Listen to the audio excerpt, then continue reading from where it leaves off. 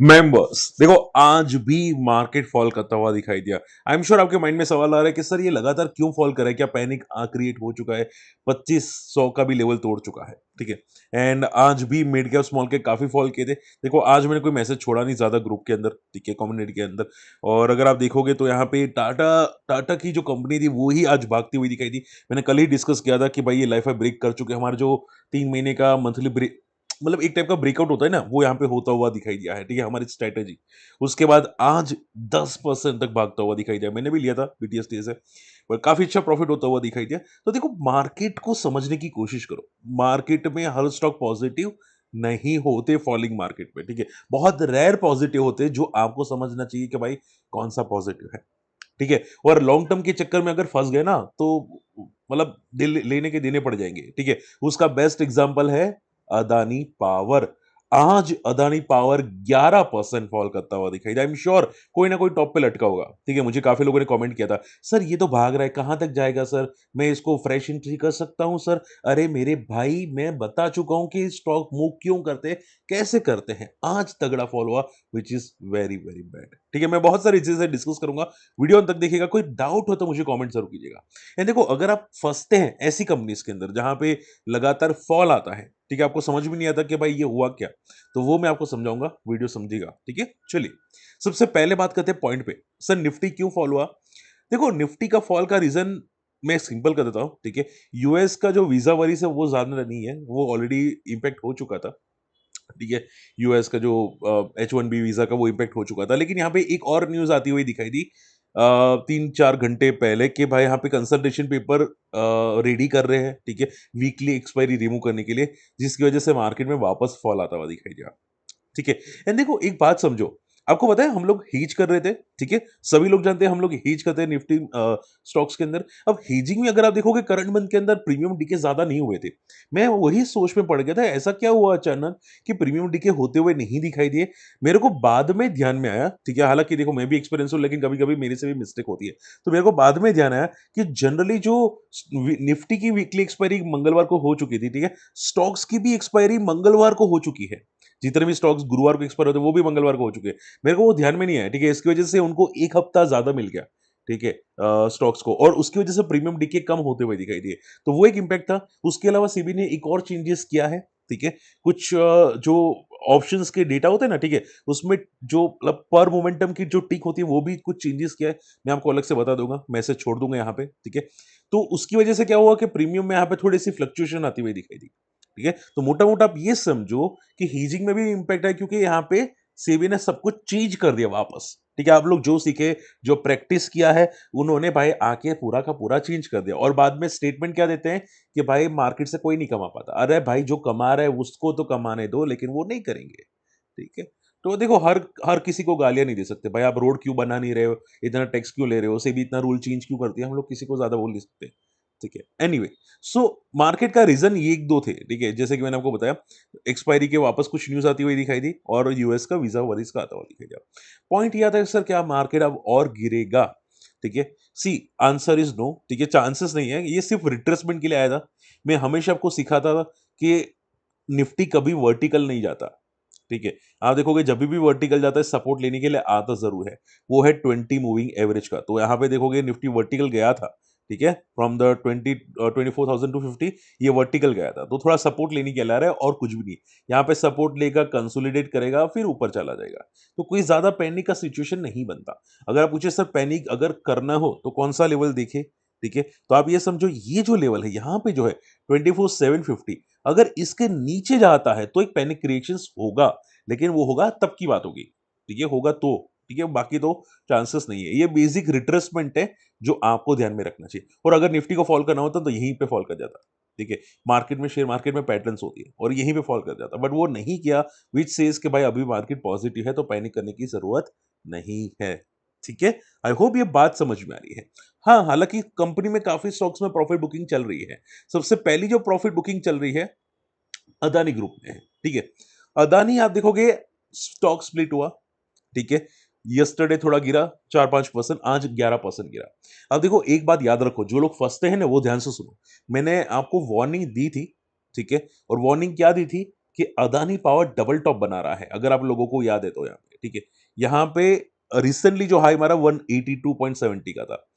Last जो high मारा था 2024 मिड में, ठीक है, 1 साल पहले मिड में, वो 180 का हाई था और यहाँ पे भी 182, ठीक है, यानी कि डबल टॉप हुआ, ठीक है। तो अभी जो स्टॉक स्प्लिट हुआ था उसमें 20% की सर्किट मारी, नेक्स्ट डे को 5% गैप अप ओपन हुआ। तो जनरली मार्केट वर्टिकल रिकवर नहीं करते, स्टॉक वर्टिकल रिकवर नहीं करता, ठीक है। तो एक फर्स्ट पॉइंट था जहां पे आपको थोड़ा कॉशियस रहना था। मेरे को सवाल पूछने से कोई, देखो, कुछ नहीं मिलेगा, मैं ऑलरेडी ये सब कुछ वीडियो के माध्यम से समझा चुका हूँ। जो लोग वीडियो नहीं देखते ना, उनको पर्सनली समझाना बहुत डिफिकल्ट होता है मेरे लिए, क्योंकि चीजें मैं वन टू वन कैसे समझाऊं, वो भी लिख के, ठीक है। आपको यहाँ पे ग्राफिकली मैं बता सकता हूँ, ठीक है। तो वही बहुत बड़ा रीजन था जिसकी वजह से अदानी पावर फॉल करता हुआ दिखाई दिया। एंड सेकंड बड़ा रीजन, मैंने आपको पहले भी समझाया है कि जब भी स्टॉक स्प्लिट आता है, ठीक है, स्टॉक उससे पहले भागते जरूर है। कभी कभी कोई अच्छे बड़े प्लेस वाले स्टॉक भागते जरूर है, लेकिन जैसे स्टॉक स्प्लिट हो जाता है, ठीक है, एक्स डेट, उस दिन भी भागते हैं, लेकिन उसके बाद प्रॉफिट बुकिंग करना स्टार्ट कर देता है। ऐसा भी मैंने आपको समझाया था। उसका बेस्ट एग्जांपल बीएससी था, उसका बेस्ट एग्जांपल गोदरेज फिलिप था। आप गोदरेज फिलिप का भी चार्ट उठा के देख लेना। जो बोनस से स्प्लिट आया था उसके बाद, एक्स डेट के बाद, एक्स डेट पे 8% भागा था, लेकिन उसके बाद फॉल करता हुआ दिखाई दिया गोदरेज फिलिप, ठीक है। ये सेम पैटर्न अदानी पावर में भी फॉलो होती हुई दिखाई दी। तो मार्केट में हमेशा पैटर्न्स होती है। अगर आपको पैटर्न्स याद नहीं रहती तो 2 बार पूछ लो, ठीक है, कि सर इसमें कौन सी पैटर्न है। बट ये पैटर्न अगर नहीं समझोगे तो आपका ही लॉस होगा। और जो लोग टॉप पे एंट्री किए होंगे वो आई एम श्योर फंस चुके होंगे, क्योंकि वो लोग 2% का लॉस बर्दाश्त नहीं कर पाते, ठीक है। अगर गैप अप ओपन हुआ अदानी पावर सर्किट के बाद, ठीक है, एक्स डेट की सर्किट के बाद, फिर उस दिन 4% गिरा, आज 11% गिरा, तो उनका लॉस टोटल कितना हुआ? 15% के आसपास, ठीक है, 15-16। तो वो 2% का लॉस हैंडल नहीं कर पाता, तो 16% हो गया। अब वापस आएंगे कि सर इसमें अभी कहाँ मुंह आ सकती है, ठीक है। तो हमेशा चीजें याद रखो कि स्टॉक्स में कभी कभी टेम्पररी मूव होती है, ठीक है। ये ट्रैपिंग में होती है, टेम्पररी में होती है। और अदानी में तो पता नहीं हर बार टेम्पररी मूव ही होती है, अदानी ग्रुप हर बार, ठीक है। आप देखोगे अदानी ग्रीन भी 3.5% क्रैश हुआ, अदानी टोटल गैस भी 7% क्रैश हुआ, विच सेज के भाई जो भी पुलबैक्स आए थे वो टेम्पररी पुलबैक्स थे, ठीक है। अदानी ग्रुप में जो आए थे वो टेम्पररी पुलबैक्स थे। भले सेबी ने जो भी है किया है, लेकिन आप देखोगे यहाँ पे ये जो फॉल था उसका अभी तक कोई सॉल्यूशन नहीं निकला, ठीक है। सो अदानी ग्रुप में शॉर्ट इन सिंबल में टेम्पररी पुलबैक्स है। क्या सर वापस रिकवर करेंगे? चांसेस है, बट अभी नहीं, क्योंकि अगर अभी इसको रिकवर करना होता तो ये इतना फॉल नहीं करता।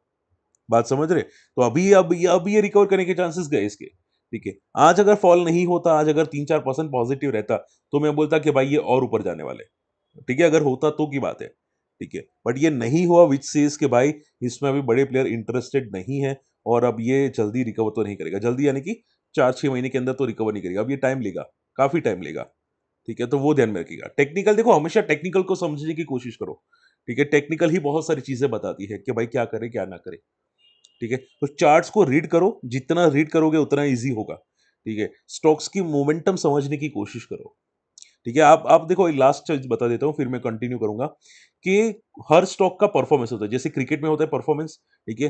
मान लो सचिन तेंदुलकर अच्छा जरूर है, लेकिन कभी कभी वो जीरो पे भी आउट हो जाता है, ठीक है। तो उस टाइम पे उसका परफॉर्मेंस नहीं चल रहा है, वो मंथ में, वो 3 महीने में, वो 4 महीने में वो परफॉर्मेंस उसका नहीं दे रहा है, ठीक है। उसी टाइप के स्टॉक्स होते हैं, वो परफॉर्मेंस नहीं दे रहे हैं, तो उसको अभी देखना बेवकूफी है।